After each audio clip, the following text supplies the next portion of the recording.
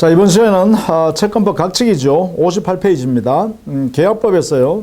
기본적으로 우리가 시험 보면 계약법에 있는 총칙, 그 다음에 계약법 각칙에서는요, 제한돼 있죠. 우리가 4개인가요? 도급, 그 다음 위임, 매매, 임대차, 이 4개죠.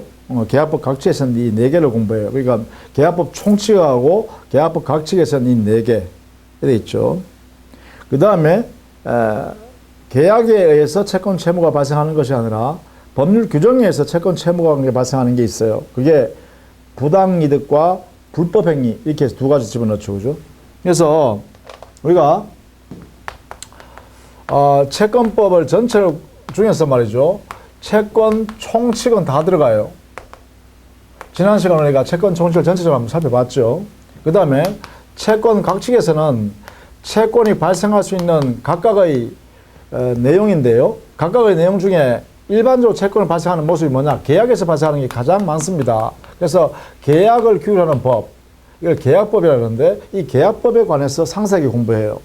이 계약법 안에는 계약을 규율하는 총칙이 있고 계약을 규율하는 총칙, 그 다음에 개별적 계약 각칙이 있어요. 그게 계약 형태에 따라 여러 가지 있는데 여기에 4가지가 우리 시험에 들어간다 이 말이죠. 그게 뭐냐? 매매, 임대차, 그 다음에 도급, 위임. 그렇죠? 이렇게 돼요. 그리고 이 채권이 발생하는 모습에서 계약이 아닌 다른 내용에 의해서, 즉 법률 규정에서 채권이 발생할 수 있는데 그 원래는 민법 규정에는요. 사무관리, 부당이득, 불법행위 이 3가지가 법률 규정에 의해서 채권이 발생하는 모습이에요. 그 중에서 사무관리는 빼버렸어요. 시험에서. 그죠? 그래서 부당이득에 의한 채권 발생, 그 다음에 불법행위에 의한 채권 발생 이렇게 2가지를 법률 규정에 의한 채권 발생 원인으로 취급하고 있죠. 그리고 시험 보면 이렇게 내놨죠. 이렇게.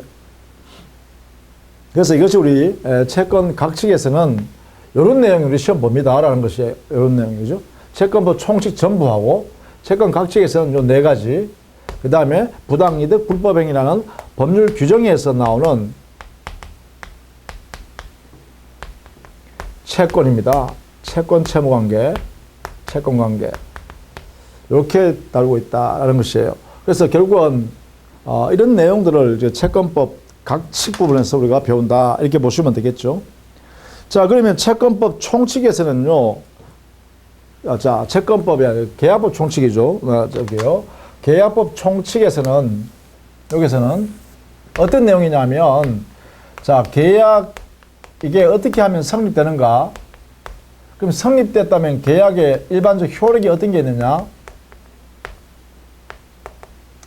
그 계약이 유효하게 효력이 발생한 것이 어떻게 하면 소멸하냐 하면 해제나 해지를 통해서 소멸하는데 계약이 성립된 계약, 효력이 발생되어 있는 계약을 무효로 만드는 방법이 2가지 제도가 있다 이 말이죠.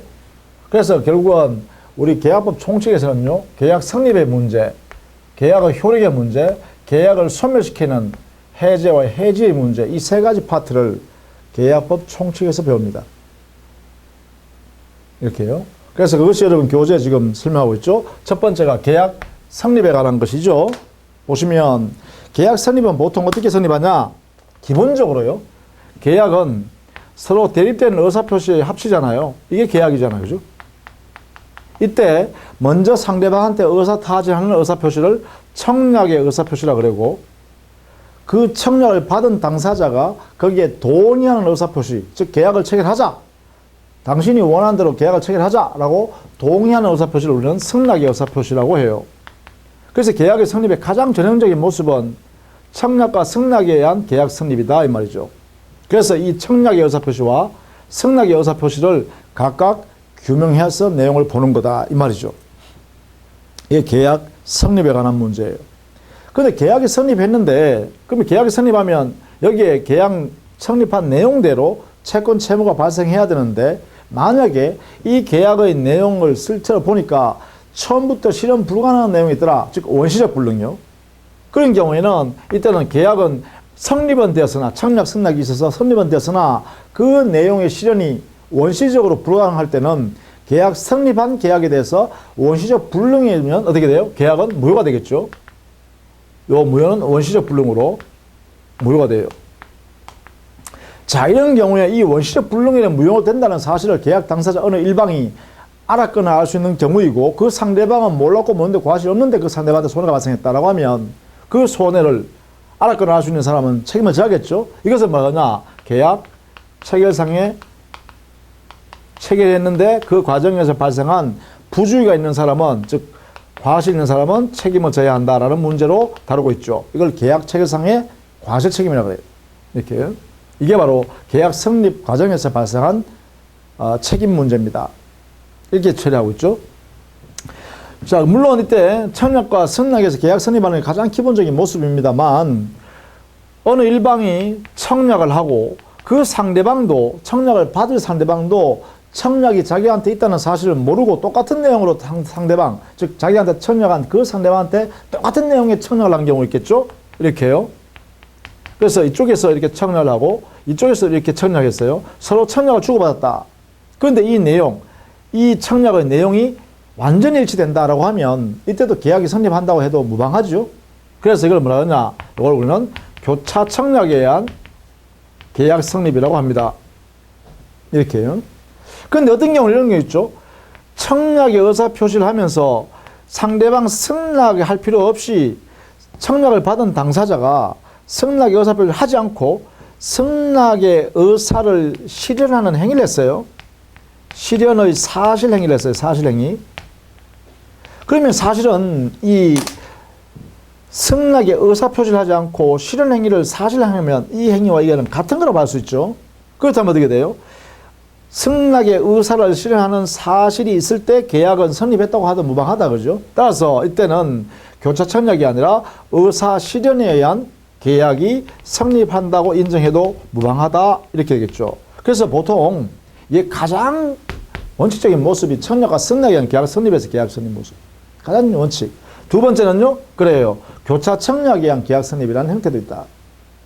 세 번째는요, 그래요. 의사 실현에 의한 계약 성립이라는 형태도 있겠다. 이래 되겠죠. 이게 이제 계약 성립에 관한 문제예요.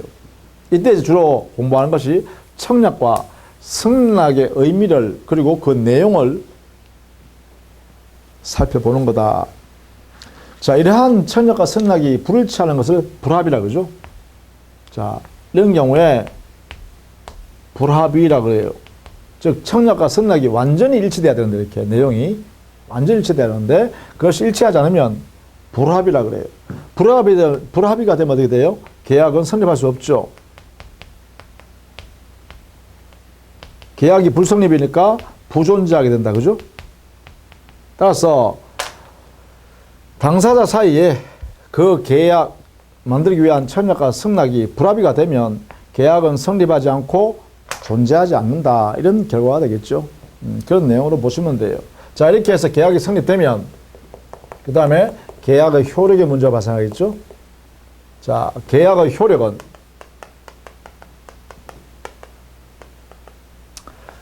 일반적으로 우리가 개별 계약, 예컨대 매매 계약을 했다 하면 매도인과 매수인의 권리 의무인 채권 채무, 임대차 계약을 했다면 임대인과 임차인 사이의 채권 채무, 도급 계약을 했다면 도급인과 수급인의 채권 채무, 위임 계약을 했다면 위임인과 수임인의 채권 채무는 이 계약 내용에 다 규정이 별도로 있겠죠. 이 내용으로 별도로 만들어지겠죠. 그러면 여기서 계약의 효력이라는 것은 뭐냐? 보통 일반적으로 계약이 이루어졌을 때 보통의 계약에서 효력이에요. 공통적인 거죠. 매매 계약이든 임대차 계약이든 도급 계약이든 위임 계약이든 공통적으로 발생할 수 있는 효력. 이걸 보려고 그래요. 이때 우리 사회에서 이루어지는 보통의 계약은 내가 의무를 부담하면 너도 똑같은 의무, 대가적 의무를 너도 부담해. 이래 되겠죠. 그래서 보통 우리 계약이라 하면 서로 상대방한테 대등한 가치의 급부이행이라는 채무를 부담하게 되는 쌍무 계약을 하게 돼요. 이 쌍무 계약을 했을 때 그 효력이 대표적인 일반적인 효력이다 이 말이죠. 그래서 쌍무 계약에 있어서의 일반적 효력을 여기서 다루어요. 그러면 쌍무계약에는 어떤 특성이 있냐? 이거는 이 쌍방의 채무는 서로 결연관계가 있죠. 결연성이 있는 그런 계약이에요. 왜냐하면 너 채무와 내 채무가 성립했는데 보니까 대등한 가치 있는 교환이란 거죠. 그러면 너 채무와 내 채무는 아주 밀접한 관계에서 만들어졌다 그죠? 그걸 우리는 결연성이라 그래요. 쌍무계약의 특성이라 그러죠.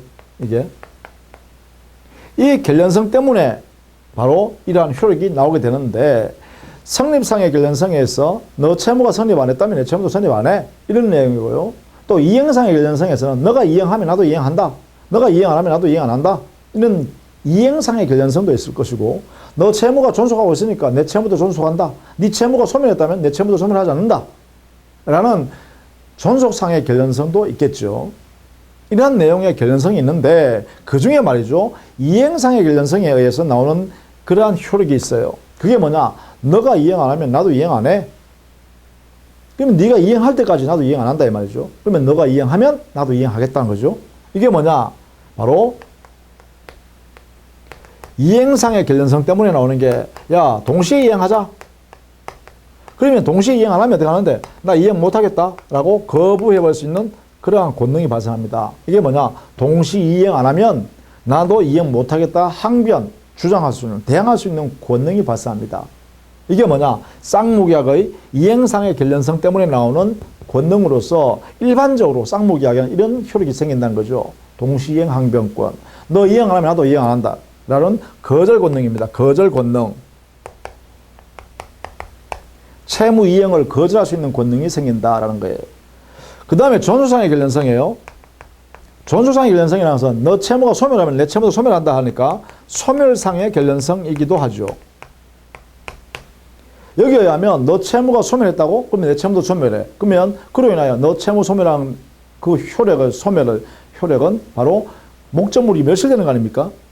그랬을 때 이 손실을 누가 부담해야 되냐? 즉 대가를 받을 수 있느냐 없느냐? 이런 문제가 생기죠. 상대방이 그죠? 대가를 받을 수 있느냐? 왜? 대등한 가치니까.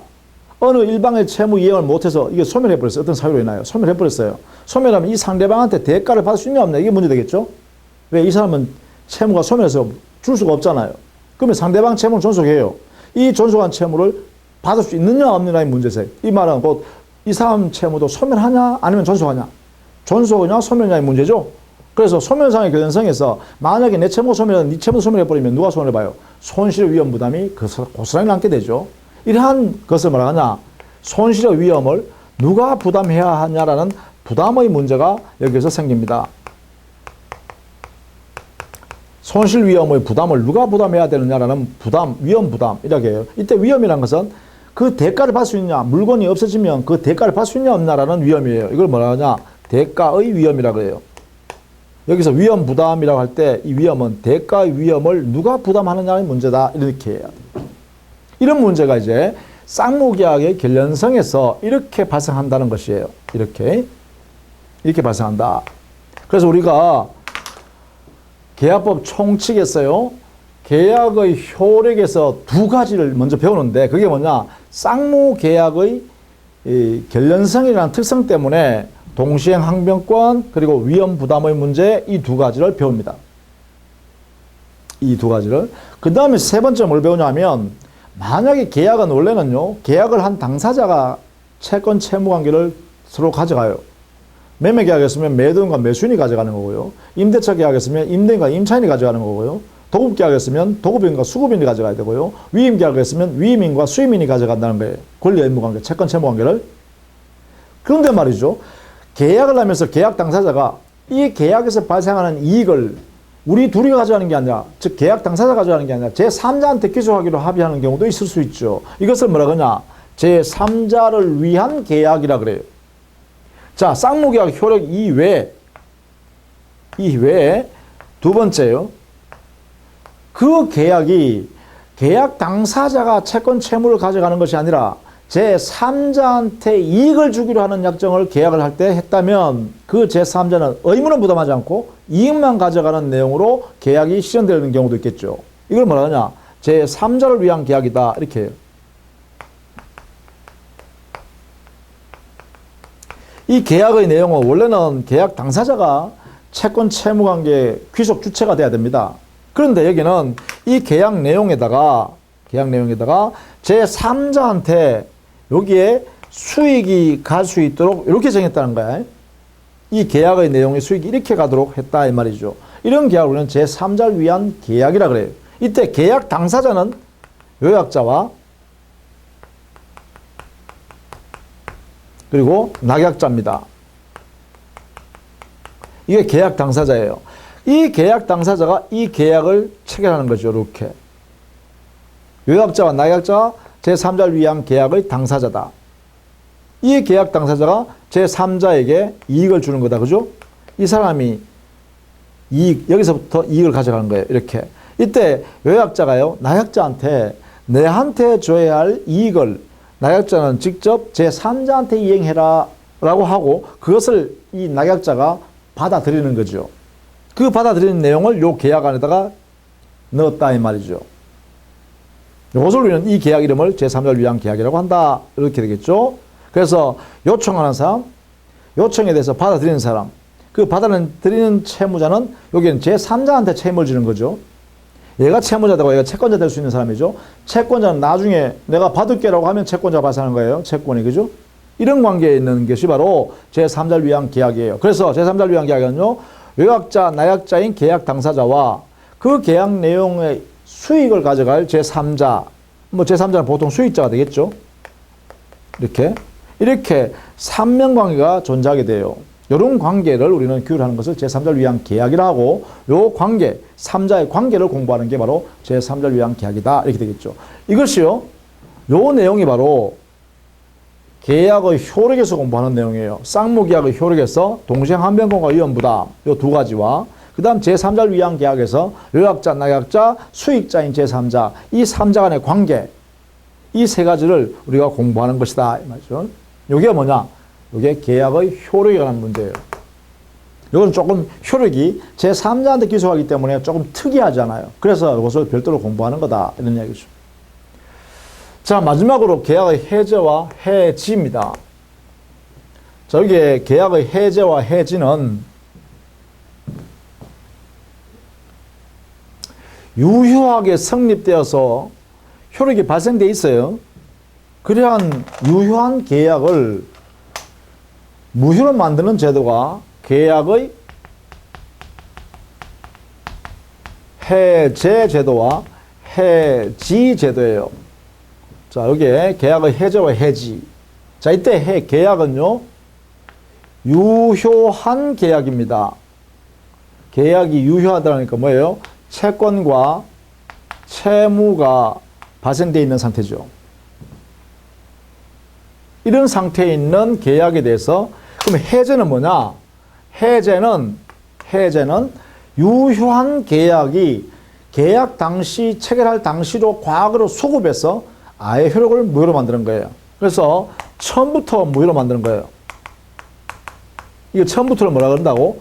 소급적으로 이렇게 표현하죠. 소급적으로 무효로 만드는 거예요. 뭐 실효가 된다 이렇게 되죠. 이렇게 만드는 제도예요. 그러면 해지는 어떻게 되냐? 해지. 이 해지는 장례적으로요, 해지한 그때부터 앞으로 무효가 되는 거예요. 그러면 이제까지 지내온 이 계약 관계는 권리 의무 관계가 유효로 존재하는 거죠. 해지한다 하면 그때부터 앞으로 장례적으로 효력이 사라지는 거죠. 그래서 이걸 뭐라 하냐? 장례적 실효, 무효가 돼요. 이런 관계로 이루어지는 것을 우리는 해지 제도라 그래요. 해제와 해지 이렇게 법 효과가 달라요. 이렇게 무효 실효된다는 말에서는 같은데 차이가 뭐냐? 바로 이거죠. 차이가 여기는 처음부터 소급해서 무효가 된다는 것이고 여기는 장례적으로 무효가 된다는 것이죠. 그러면 이 해제를 하게 되면 우리 민법상으로 어떻게 취급하냐? 자, 처음부터 무효가 됐으니까 여기는 원상회복하라고 해놨어요. 서로 계약 당사자가 상대방으로부터 받은 것이 있으면 전부 돌려주란 거예요. 이게 바로 해제예요. 그걸 원상회복을 해요. 원래 상태로 돌아가라는 거죠. 원래 상태로 돌아가려면 어떻게 돼요? 아무것도 주고받은 것이 없는 것으로 돼야 되잖아요. 그러니까 받은 것을 몽땅 전부 돌려주는 거죠. 이게 원상회복이에요. 그리고 야, 이때 이 해제는 왜 해제하느냐면 우리 민법상에 여러 군데 해제 사유가 있지만 일반적으로 계약을 해제한다라고 할 때는 그 계약 당사자인 이 채무자가 이행하지 않기 때문에 채무 불이행이잖아요. 채무 불이행은 위협 행위죠. 자, 채무 불이행한 상태로 계속 놔둘 수 없잖아요. 그래서 뭐예요? 계약 당사자가 어느 일방이 야, 너 채무 불이행하니까 너하고 나하고 계약이 있었던 거 없앨래. 이게 바로 해제예요. 그럼 어떻게 돼요? 상대방은 채무 불이행했기 때문에 계약을 해제했잖아요. 그럼 채무 불이행은 위법 행위죠. 따라서 채무자가 위법 행위했으니까 그로 인하여 그 상대방 채권자한테 손해가 발생한 부분에 대해서는 책임을 져야죠. 그러니까 뭐예요? 바로 손해배상 책임을 져야 된다. 그래서 해제권을 행사한 사람은 해제하고 나서 상대방 채무 불이행한 당사자한테 야, 손해배상해 라고 할 수 있다는 것이죠. 이게 바로 손해배상 청구권이 되겠네요. 그죠? 그래서 해제를 하게 되면 처음부터 소급에서 무효가 되면서 원상회복과 손해배상 청구권이 발생합니다. 원상회복은 의무죠. 서로 간에 돌려주고 돌려받는 거니까 의무이면서 동시에 권리입니다. 원상회복해 이렇게 할 수 있으니까. 그죠? 원상회복 청구권 이렇게 되겠네요. 그리고 손해배상 청구권. 이 손해배상 청구권은 해제권 행사한 사람이 행사하는 거죠. 즉 상대방은 채무 불이행했을 때 의무를 이행하지 않았을 때 야, 이행 너가 안 했기 때문에 내한테 손해배상했으니까 손해배상해라. 이때 손해배상 뭐로 한다 했어요? 금전배상이라고 했죠.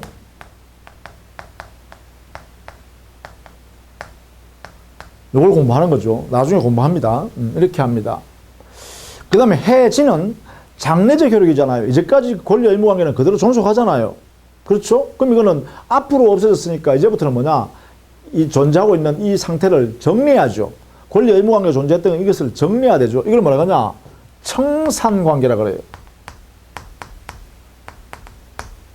두 사람 사이에는 이제까지 유효하게 존재했던 것을 뭐 정리하는 거다. 정리. 그러니까 원상 회복하는 게 돌려주고 돌려받는 게 아니라 정리하는 법률 관계를 정리하는 단계로 들어간다 이거죠. 그리고 여기도 마찬가지.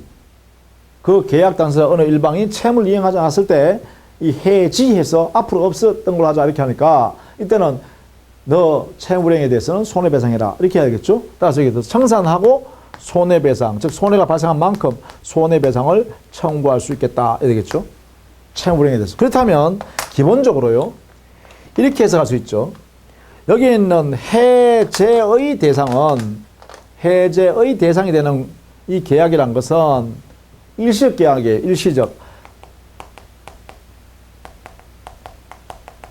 일시적 계약을 대상으로 해서 해제하는 거예요. 여기에 대해서.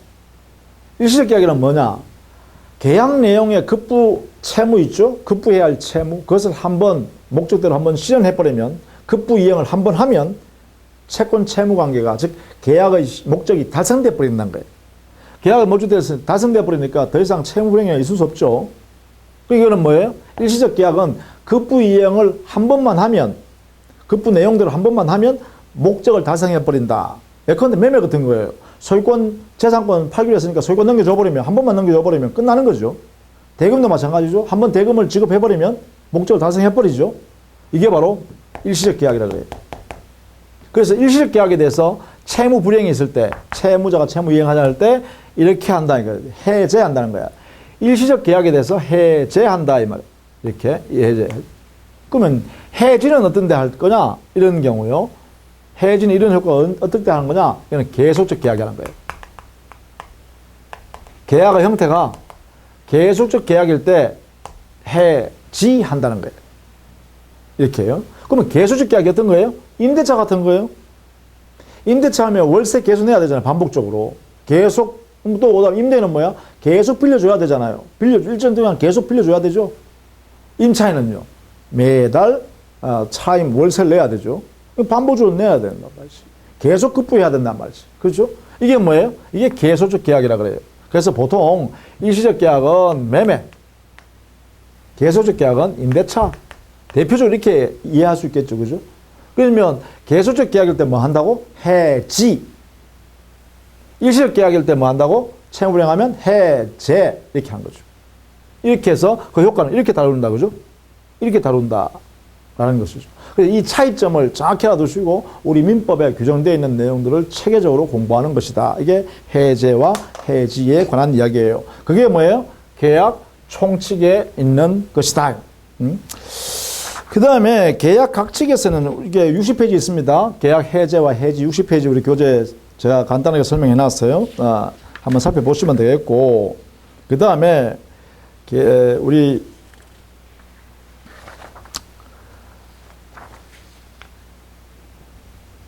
매매계약, 임대차 계약인 계약 각칙을 한번 보죠. 계약 각칙에 보시면 첫 번째 매매계약이라는 것은 우리는 보통 사회에서는 소유권 매매를 주로 눈에 보잖아, 그죠? 근데 우리 민법상의 이 매매라는 것은 재산권을 매매하는 거예요. 재산권. 이 재산권에는 소유권도 있고요, 저당권도 있고요, 채권도 있고요, 특허권도 있고요. 그렇죠? 매매 대상이 될 수 있는 재산권은 재산권이면 돼요. 그래서 우리 법적으로 매매라는 것은 소유권만 매매하는 대상을 삼는 게 아니에요. 소유물만 매매하는 게 아니에요. 지상권도 매매할 수 있는 거고 전세권도 매매할 수 있는 거예요. 그런 의미고, 다만 이 재산권을 이전할 약정을 하면서 동시에 반대로 상대방은요, 재산권 이전에 대한 약정과 그 상대방은 뭐예요? 반드시 대금을 지급해야 돼요. 대금 지급에 관한 약정을 해야 돼요. 이게요. 대금. 그러니까 물건으로, 소유권으로 또 준다고 하면 안 돼요. 그러면 교환돼 버려요, 교환. 예컨대 토지 10억짜리 토지 소유권 넘겨주고 상대방은 건물 10억짜리 건물 소유권 넘겨주기로 이렇게 약속했다. 이럴 때는 대금에 관한 약정이 없죠. 이럴 때는 뭐라고? 매매가 아니라 교환이라고 한단 말이에요. 그래서 기본적으로 재산권 이전 약정과 대금 지급 약정, 이 두 개가 대가적 급부 내용이다라고 하면 이때는 매매라 그래요. 매매. 그래서 이때 매도인, 매수인의 지위, 그리고 그들의 이 매매 계약하기 전에 예약을 하는 경우 이 예약의 법리, 그리고 매매 계약을 하게 되면 계약금을 지급하잖아요. 계약금. 이 계약금의 의미가 뭔지 이런 걸 또 정리해야겠죠. 이런 것이 매매와 관련해서 알아두는 거예요. 또 이런 게 올 수 있죠. 매도인이요, 지금 당장 돈이 필요하니까 저당을 설정하기 급하니까 어떻게 해요? 싸게 팔고 나중에 3년 안에 내가 되사겠다 이렇게 할 수도 있잖아요. 만약에 사는 사람도 3년 뒤에 되팔아야 되는데 그 사람한테 돈을 받으면 되잖아요. 이런 경우도 있을 수 있죠. 예컨대 10억짜리 건물을 지금 당장 6억에 팔고 3년 뒤에 내가 7억 5천만 원 주고 되살게 이렇게 할 수 있잖아요. 내가 10억짜리 건물을 내가 돈이 지금 당장 6억이 필요하니까 자 6억에 팔게. 대신에 3년 뒤에 내가 7억 5천만 원 되사올게. 그러니까 내가 7억 5천만 원 줄게 내가. 그러면 3년 뒤에 이 사람 뭐예요? 그러네요. 1억 5천만 원 이자 붙였는 거 아니에요. 그죠? 산 사람 입장에서는. 그죠? 근데 그 사람은 3년 동안 뭐예요? 그 건물 자기가 가지고 있잖아요. 자기가 소유하고 있죠? 그러면 돈 받는 것도 안전하잖아요. 돈 안 주면 그 건물 소유권 안 넘겨주면 되잖아요. 이걸 뭐라 그래요? 이걸 매매 계약하면서 이렇게 약속할 수 있단 말이에요. 이 약속을 뭐라 한다? 환매라 그래요. 환매. 되사오기로 약속하는 거죠. 매매 계약할 때 환매 약정을 할 수도 있어요. 그죠? 그래서 매매와 결합돼서요. 매매 이루어졌을 때 권리 의무 관계뿐만 아니라 매매 예약 제도라든지 매매했을 때 계약금 지급했을 때 계약금의 의미라든지 그리고 매매한 당사자가 즉 매도인이 되사기로 약속을 매매할 때 했으면 환매 이런 제도들을 이해하는 게 매매에 관한 이야기예요. 이것을 구체적으로 이제 우리가 배운다 이거죠.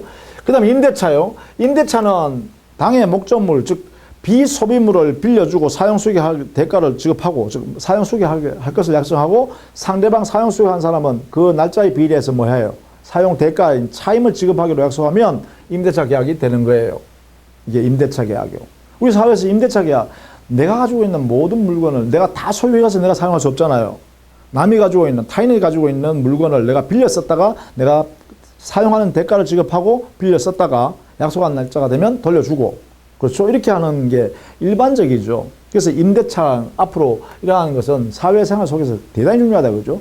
그래서 그 임대차 계약을 했을 때 임대인의 권리 의무와 임차인의 권리 의무가 어떤 게 있는가, 그걸 이제 여기서 살펴보는 거죠.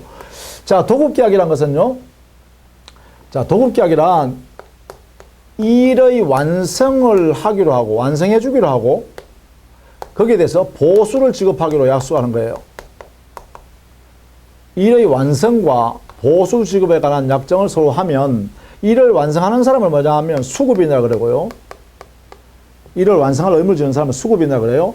보수 지급하기로 약속한 사람을 도급인이라고 그래요.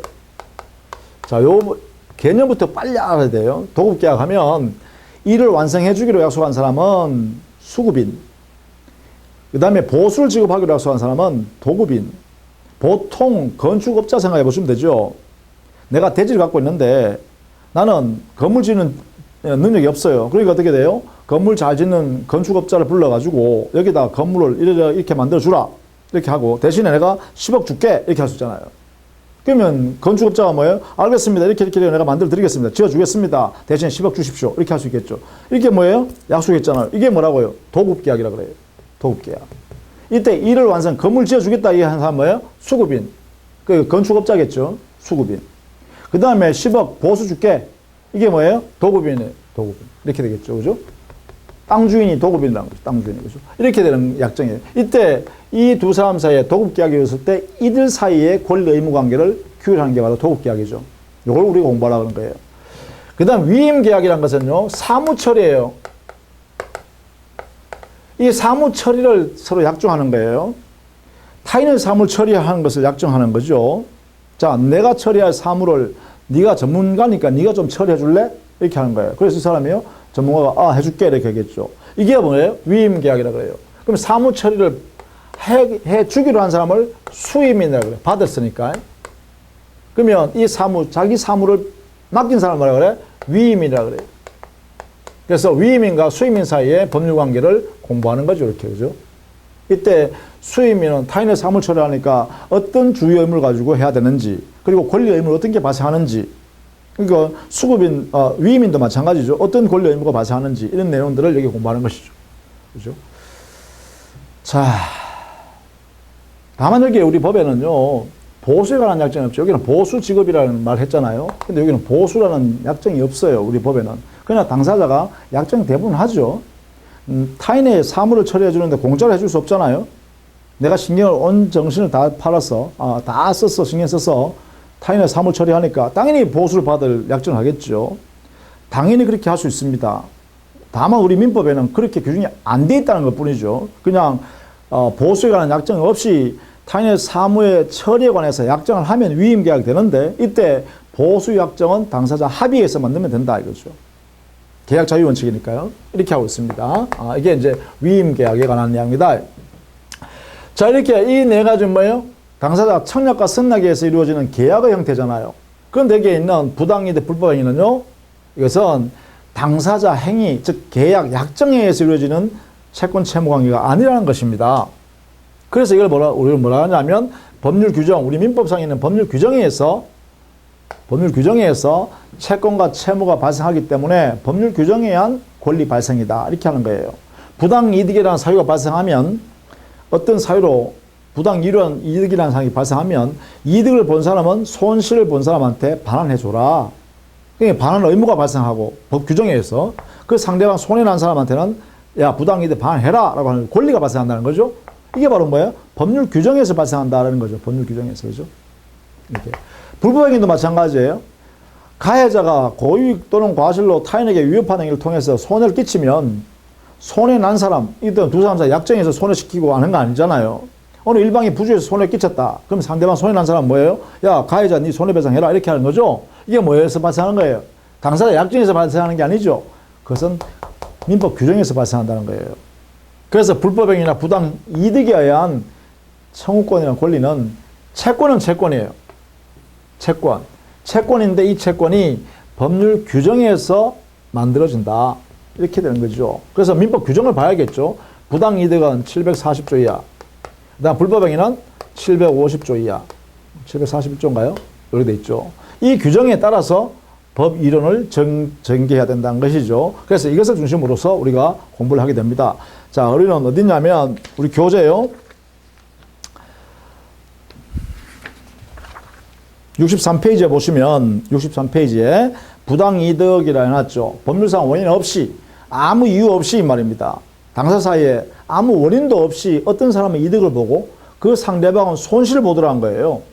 이때 이득을 본 사람은 뭐라 그러냐? 부당한 이득이다. 정당치 않은 이득을 취하고 있다. 이거죠. 이럴 때는 부당 이득을 본 사람은 상대방 손해난 사람에 대해서 반환해줘야 된다는 거죠. 그러니까 반환 관계가 발생한다는 거예요. 법 규정에 의해서. 이게 바로 부당이득 반환의 의무 관계입니다. 자, 이렇게 우리가 규정을 하고 있어요. 그 내용은 반환해야 할 거냐, 반환하지 않아도 될 거냐라는 것은 민법 규정을 통해서 또 반환 범위는 어디까지 할 거냐, 이런 문제는 민법 규정에 다 규율을 하고 있다는 거죠. 왜? 법률 규정에서 그 권리가 발생했으니까 의무 관계도 당연히 법률 규정에서 규율할 수밖에 없죠. 그래서 민법 규정에서 상세하게 741조 이하에서 다 다루고 있다는 거예요. 그것을 이제 우리가 봐야 되겠다. 그다음 불법행위라는 것은 64페이지에 있습니다. 64페이지에 보면 불법행위라고 되어 있어요. 거기에 보면 가해자의 고의 과실로 타인에게 손해를 끼친 거예요. 즉 최소한 부주의가 있었다는 거죠. 가해자가 자기 부주의로 타인에게 손해를 끼쳤어요. 그 손해가 우리 법에 허용되지 않는 그러한 부주의 내용인 행위를 통해서 이루어졌다는 거예요. 그럼 이게 제일 많은 게 어디예요? 교통사고 아닙니까? 일부러 상대방한테 가서 들이박으려고 받는 사람 없잖아요. 그래서 부주의해서, 운전을 부주의하게 해서, 뭐 잠깐 뭐 휴대폰을 본다든가 다른 거 하다 보니까 실수로 부딪힌다 이 말이죠. 이게 뭐예요? 부주의, 과실, 이 말이죠. 과실. 부주의 때문에 타인에게 손해 끼쳤죠. 그런데 이때 교통사고 내면 위법 행위잖아요. 안 되잖아요. 그죠? 교통사고 내면 안 된다가 법의 요구죠. 그런데 그것을 위법해서, 교통사고 냈다 이 말이죠. 그로 인하여 타인에게 신체상 또는 물건에 대한 손해도 끼칠 수 있죠. 재산상. 그래서 사람의 신체, 생명, 또 개인 타인의 재산 이런 데 손해를 끼치면 그 손해는 배상해야 되겠죠. 그것이 바로 불법행위에 의한 손해배상 청구권 또 상대방 손해배상 의무 이런 형태로 나오게 되겠죠. 이때 불법행위 형태도 다양하다 이 말이에요. 그 다양한 형태를 우리 여기서 민법 750조 이하에서 개별적으로 다 규정해 놨어요. 이것을 우리가 하나씩 살펴보는 내용이다라는 것이죠. 그래서 민법의 특수한 불법행위 형태도 다양하게 규정되어 있습니다. 그런 것들을 우리가 구체적으로 살펴볼 겁니다.